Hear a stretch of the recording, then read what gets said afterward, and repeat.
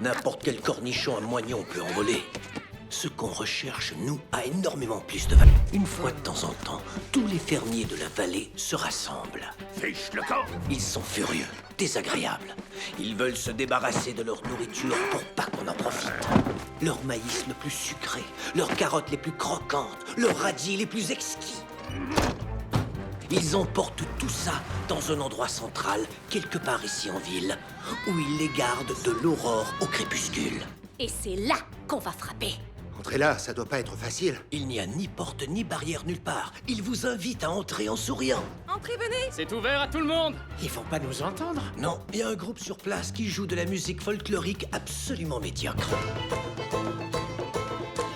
Et si des enfants nous voient, ils voudront pas nous adopter encore une fois? Dans cet endroit, ils te font seulement de gentilles chatouilles. Et si vous cherchez un cadeau hors de prix qui ne servira jamais? Ils vendent des bombes de bain à la lavande. 10 livres.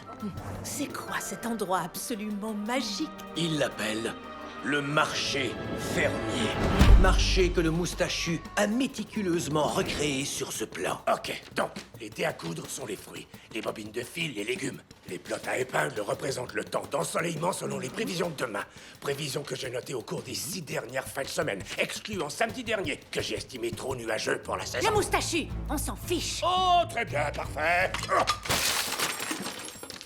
J'espère que vous êtes pas du genre visuel. Mais les fruits et les légumes, c'est pas ce qu'on veut. N'importe quel cornichon à moignon peut en voler.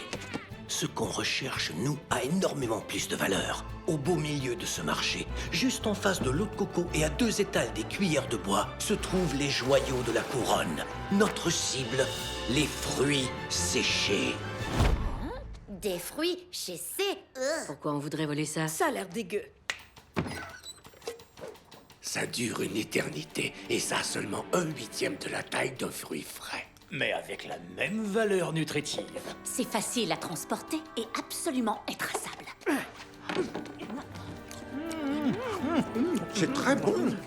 Les fèves à la gelée, c'est meilleur. Hey, on ne consomme pas de ça ici. T'entends, petite? Ça bousille la cervelle. Le problème, c'est que les fruits séchés se trouvent en plein cœur du marché et qu'ils sont entourés par tous les fermiers. Et le pire avec ces fermiers, c'est qu'ils se serrent les coudes et qu'ils se protègent entre eux. Ils sont une armée diabolique, maléfiquement unie dans le mal. Mais même si on arrive à s'occuper d'eux, faudra déjouer la plus redoutable du groupe. La vendeuse de fruits séchés elle-même, Sarah Nakamoto. Elle ne quitte son poste en aucune circonstance.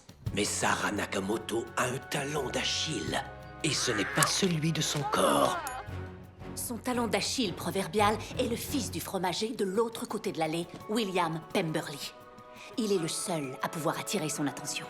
Alors s'il lui arrive quelque chose, cela va la distraire et les fruits séchés seront à nous. Comment on les fait sortir de là? Notre vieil ami là-haut va au marché toutes les semaines, juste avant sa fermeture. Il achète toujours 2 saucisses, une pour lui et une pour sa défunte femme. Ils ont vécu une vraie histoire d'amour.